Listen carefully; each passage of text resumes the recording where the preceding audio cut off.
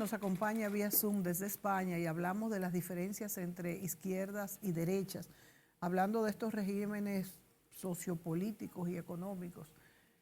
Miguel, yo creo que sería bueno definir si en la actualidad e históricamente hablando existen límites entre lo que es ese concepto de la izquierda y de la derecha y cómo se han desdibujado estos límites y por qué los extremos de ambas posiciones se pueden tocar. Sí, es muy interesante. A ver, tenemos que tener en cuenta para partir de la base, como hemos dicho al inicio, que estas categorías de izquierdas y derechas se acuñan nada más y nada menos que en la segunda mitad del siglo XVIII, Sí, señor. cuya sociedad no Revolución tiene nada que ver con la Francesa. actual. Entonces, ha evolucionado mucho y nada tiene que ver los sistemas de gobierno que teníamos en el XIX con el XX, con el siglo XXI. Quizás es porque han cambiado mucho los tiempos, que habría que establecer Sí, muchas matizaciones en estas supuestas categorías de lo sí, político. sí. Pero lo cierto es cómo se han ido desdibujando.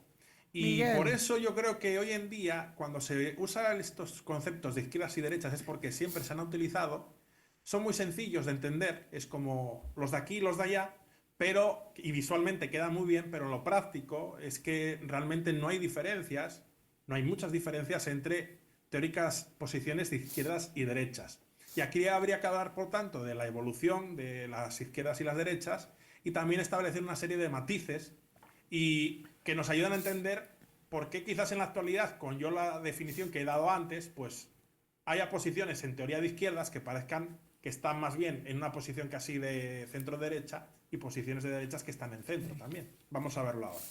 Entonces, lo cierto es, ya esto en lo práctico, ¿no? La vida política va más allá de esa bipolaridad ideológica.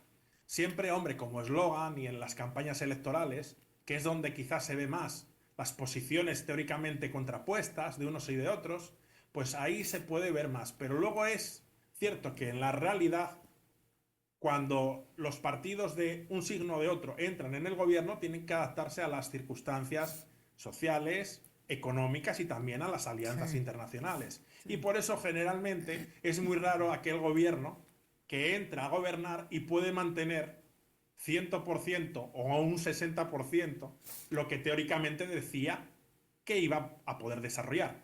Muchas veces se achaca a que esto es 100% que los políticos tienden a mentir y que como mienten hacen lo que sean por llegar al poder y luego hacen lo que quieren. Bueno, habría que, no es que esté yo justificando lo que hagan unos gobiernos u otros, pero hay que decir que al margen de que hayan prometido cosas que luego no tenían intención de cumplir, eso habrá que verlo caso por caso, muchas veces la realidad, como dice el refrán, la realidad supera la ficción, la Sí. realidad nos lleva a tenernos que a delimitar a unos presupuestos, a una situación económica, crisis que puedan sobrevenir o circunstancias internacionales de todo tipo. Y hace que lo que en la teoría podía verse muy bonito, para ponerlo en la práctica, pues se quede en el 50%, ¿no? Entonces esto hay que tenerlo en cuenta. Entonces, cuestiones que hay que tener en cuenta de, vamos a decir, de matices que hay que introducir. Por ejemplo, en lo que respecta a las posiciones de izquierdas y derechas pueden intercambiarse con el tiempo. Así, por ejemplo, las posiciones de izquierdas se oponían al Estado en el siglo XIX y hoy las posiciones de izquierdas defienden al Estado. Aquí vemos un cambio.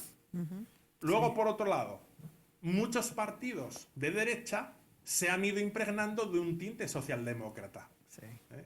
Vamos a poner un ejemplo concreto. En España tenemos el Partido Socialista, teórica izquierda, y el Partido Popular, teórica derecha.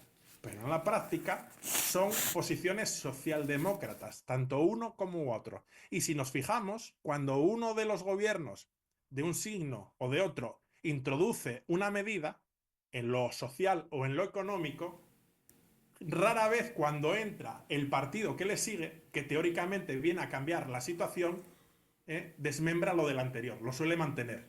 Entonces, en la práctica, ambos Sí. confluyen en unas mismas posiciones. Realmente, más bien, suelen tener peligro tanto las posiciones de centro izquierda y centro derecha con sus partidos, vamos a decir, no sea partidos satélites o esos partidos que se arriban más a un extremo y a otro. ¿Cuáles son realmente los principales problemas que puede tener el PSOE y el PP para el desarrollar sus posiciones? Pues los partidos que surgen por la izquierda del PSOE, como los partidos que surgen, en el caso del PP, por la derecha del PSOE, del PP. Y muchas veces, aunque en teoría uno podría decir, bueno, pero si son de esa rama o esa tendencia, será fácil que tomen acuerdos. Realmente vemos como luego en la práctica es muy complejo. Entonces, ¿y esto por qué es? Porque realmente esas posiciones que están más extremas cumplen muchas veces más esas teorías, esos principios de que son izquierda y derecha, y cuestionan en parte estas nuevas izquierdas y derechas que tienden más hacia un centro claro. Y esto es un problema que hay que tener en cuenta.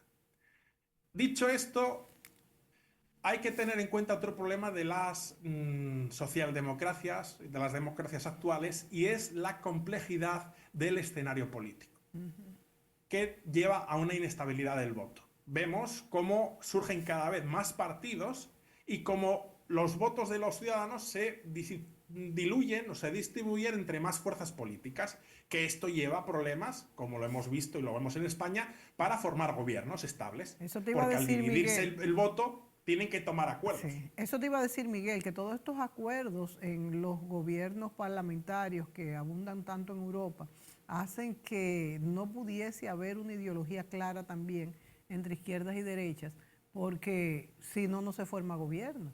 Ahí estamos viendo también el caso de Alemania y demás. Entonces, a veces si no se toman estos partidos pequeños, pero que precisamente por estos planteamientos populistas, llamando populistas a que llaman a mucha gente, ya han crecido y hay que tomarlos en cuenta. Entonces, esto también desdibuja un poco lo que es lo planteado al principio para poder formar gobierno. En España eso es increíble.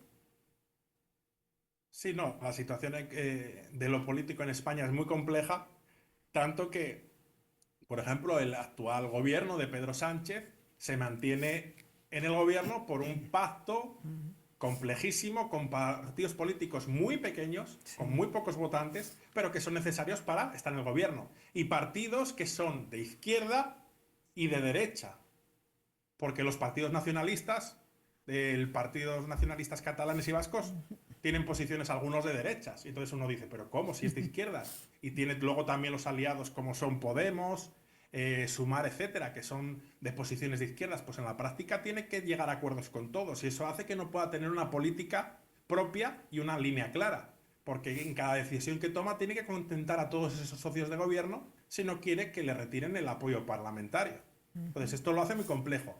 En teoría, y en teoría eso es así, hace unas décadas se hablaba de que España, que tenía bipartidismo, siempre gobernaba o el PP o el PSOE, se decía que sería positivo que hubiese más pluralidad, ¿no? De que surgiesen más fuerzas políticas. Y en teoría esto es bueno, porque uno dice, bueno, si en vez de 2 posiciones políticas hay 4 o 5 como las que hay ahora, o 6 o los más, pues esto hace que cuando se tomen las decisiones, se van a tomar decisiones más plurales porque se van a llegar a acuerdos.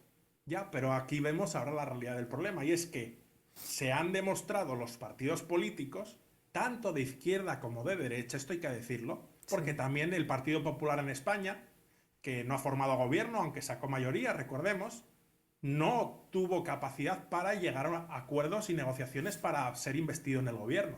Primera vez que ocurrió esto en la historia, que el partido ganador de las elecciones no saliese como partido gobernante. Entonces, se ha demostrado eso es peligroso que en en los regímenes parlamentarios, Miguel, porque ahí Sí. no se estaría respetando la voluntad del voto, del votante, porque no Sí, y aquí pudiese... entra dentro entonces una especie de reflexión que es bueno, pero sí, va a gobernar la segunda fuerza, en este caso el Partido Socialista, Sí. pero con todos los apoyos que ha conseguido, suma la mitad de los votos más uno del Parlamento. Entonces, es una representación democrática. Sí. Visto así, sí, pero realmente, Sí. ¿quién fue la formación que obtuvo mayor número de votos? El Partido Popular. Entonces, lo que sería sensato es que hubiese un sistema que no existe en España, que tienen otros países, de segunda vuelta en el cual se presentan las opciones que han sido más votadas y solo se vota en ellas. Sí, El problema es que en España esto no existe. sí, sí. Conforme salga la votación, así se queda. Entonces, si hubiese más capacidad para llegar a acuerdos por parte de todos los partidos políticos, sería más fácil formar gobiernos. Pero en España se ha demostrado en la última década cómo esta división del voto lo que ha llevado es a problemáticas de tener que, recordemos en algún caso, haber repetido las elecciones 3 veces. Sí. Porque no había forma de poner de acuerdo a los partidos políticos entre ellos. Y no sé si esto será Entonces, positivo o negativo, Miguel. Tú es dirás, negativo. es negativo. Yo, en mi modesta opinión, es negativo. Porque si los partidos políticos fuesen capaces de ceder posiciones y llegar a gobiernos de coalición pero auténticos, en los cuales trazan unas líneas, unas pautas y se ponen de acuerdo, pero siempre respetando bueno, lo que ha votado el pueblo. Y entonces Y en otra caso de que cosa, no Miguel, puedan, otra cosa, Miguel, también es que se supone que debería ser pues muy democrático esto de las coaliciones, de que haya partidos, como tú muy bien dices, de izquierda, de derecha, de centro, en una coalición, y esto va a asegurar que las decisiones sean mejores, pero en la práctica no siempre esto pasa. Y lo que se hace es que se bloquean decisiones para el desarrollo nacional y el saldo es negativo. ¿Cuál es el resultado en España, la experiencia que han tenido? a ver, yo, sin entrar en posiciones políticas, yo creo que para lo que es la democracia y el desarrollo de España como país, esta fragmentación de lo político ha sido negativa, porque cuesta mucho llegar a acuerdos, luego se establecen gobiernos o coaliciones que ellas mismas están en constante pugna por el poder y al final esto lleva a la práctica que muchas veces no se tomen auténticas decisiones pensando en el interés del país, sino intentando en contentar a unos y a otros. Con posiciones, recordemos algunos de los socios de gobierno que tienen hasta posiciones de tipo independentista. Sí, claro. Entonces, ¿cómo un independentista va a querer un interés nacional? Es una cosa Exactamente, ilógica. claro, claro. Y hemos visto ahí, por ejemplo, Esquerra es uno de los partidos que más ha puesto trabas en cualquier decisión que el gobierno quiera tomar. Esquerra republicana, ¿verdad? Entonces, esto es lo que llevaría a la necesidad de reflexionar en que la diversidad, bueno, en el voto es interesante y enriquece siempre que existan los mecanismos ya previstos por el sistema electoral o que se establezcan en un futuro para ver cómo se llegan a acuerdos. O, en el caso de que no haya capacidad a un acuerdo, pues se lleva automáticamente a una segunda votación. Porque de lo contrario, esto, vamos a decir, hace más inestable los diferentes gobiernos, ¿no? Y eso va en contra de los intereses de este o aquel país. Entonces es interesante pues, que se establezcan, vamos a decir, mecanismos para los cuales se facilite pues el establecimiento de mayorías que sean suficientes para poder llevar un gobierno con normalidad, ¿no? Al margen de que sean posiciones de izquierda o de derechas. Pero lo cierto es que aún eso falta. Demuestran que los países, estamos hablando de España, pero podríamos poner otros ejemplos, necesitan profundizar en los valores democráticos y siempre y en todo caso poner por encima de todo la soberanía popular, ¿no? Por encima de los intereses partidarios, porque lo que no puede ser es que para llegar a acuerdos se vaya en contra del interés general, eso no puede ser, porque eso va en contra de la identidad del propio sistema democrático, eso es un sinsentido. Entonces, habría que hacer algún tipo de reformas en los sistemas electorales. Por ejemplo, el sistema de segunda vuelta a mí me parece excelente, porque lo que se hace es elegir a aquellos dos que han quedado en primer lugar y en la segunda vuelta ya se vuelve a elegir sobre esos dos mejores candidatos y ya se profundiza y ya entonces se establecen dos grandes bloques y eso hace más fácil que se establezcan grandes mayorías. Eso es mi opinión. Definitivamente, Miguel. Vámonos a la pausa y continuamos con este tema. Y me gustaría también que tú señalaras como parte de la historia ese recorrido entre cuando se forman los conceptos de izquierda y derecha, que tienen que ver mucho con la Revolución Francesa, y cuando realmente se pone en práctica lo que fue la Revolución Rusa. Volvemos enseguida.